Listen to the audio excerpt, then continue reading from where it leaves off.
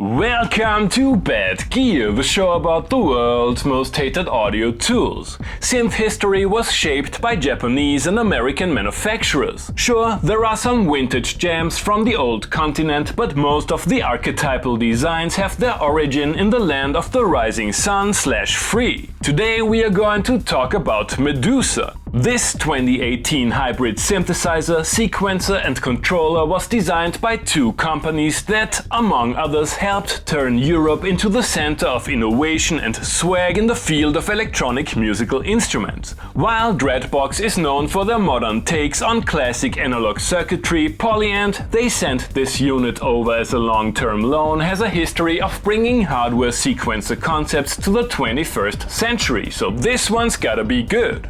This one's gotta be good, right? At the first glance, the monstrous mortal daughter of Forces and Ceto is ticking all the boxes. A Janus-faced concept based on analog Dreadbox oscillators and filters,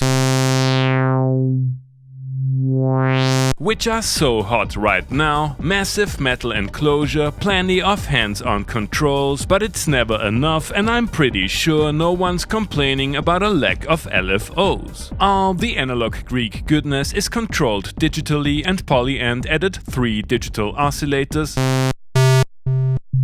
with Wavetables. You can select only one of the 64 wavetables at a time, but the position can be modulated independently for each oscillator. The collection of waveforms ranges from cold-sounding chords to throaty abominations, and depending on the table in use, tweaking can be either smooth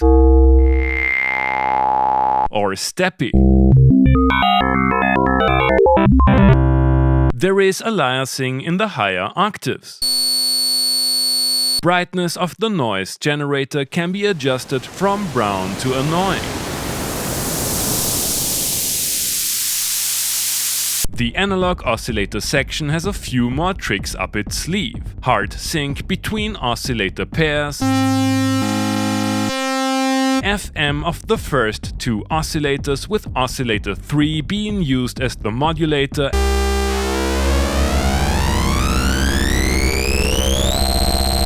and tasty filter FM. I never felt the need to detune the oscillators as the synth is slightly out of tune most of the time anyway. Medusa comes without a modulation matrix. Just select a target for the variable waveform LFOs and loopable but not super punchy 5-stage envelopes. Dial in the desired amount and you're good to go. Modulating pulse width gives us yet another excuse for a Nick Bet meme fest. The synth can be used as a 6-oscillator mono monster. There are 2 paraphonic modes, and the latest firmware added 3 OPFM.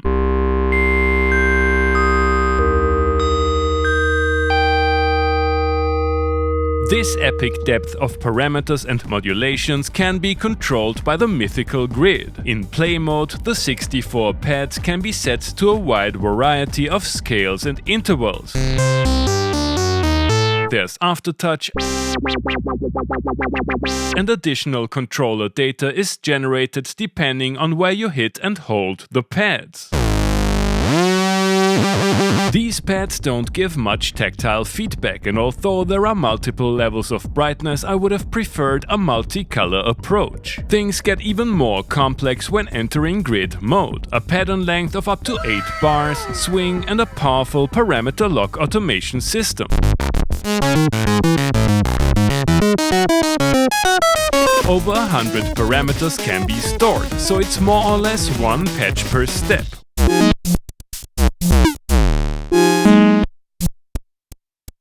Which can be copy-pasted. The randomizer works great.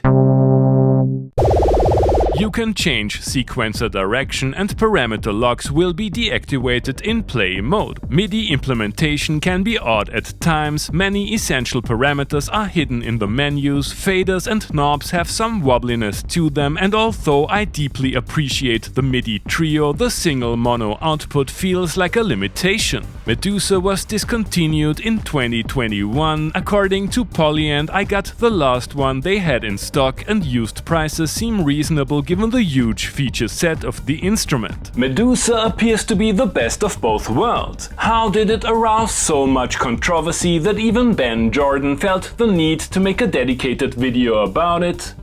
You have already heard Medusa in today's intro tune. That's pretty solid. The grid can be intimidating. Let's limit ourselves to the synth and controller section in the first jam.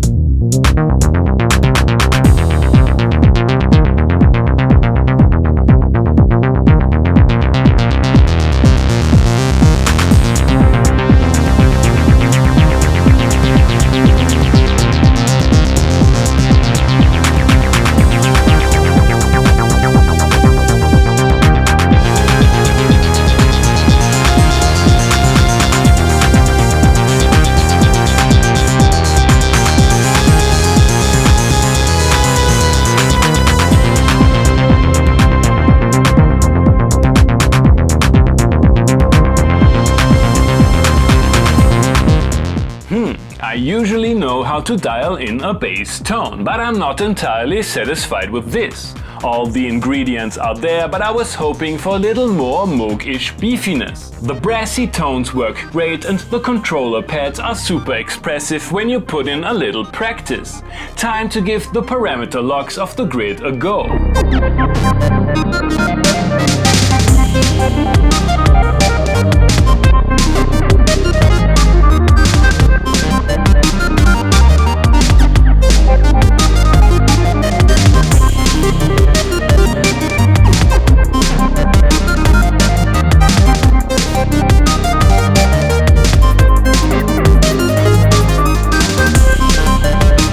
That's more like it. The strange mix of analog and digital sounds works well in the busy arrangement, and the sequencer is easy to use once you make sense of the overall concept. I lost track of what's going on after programming a few parameter locks though. Medusa really shines when combined with external FX. Let's put it through the DAW ringer in this speculative fiction fantasy electro old school bass music.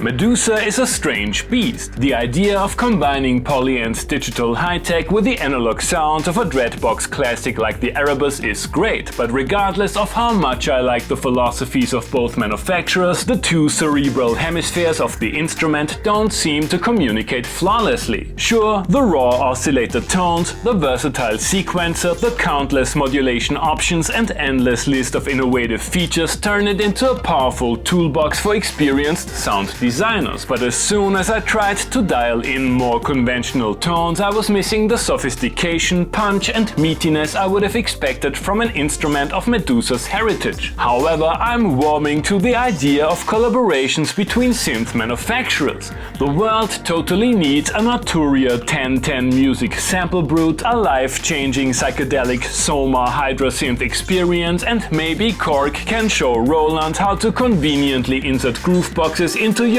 oh, never mind. Thanks for watching and see you next time.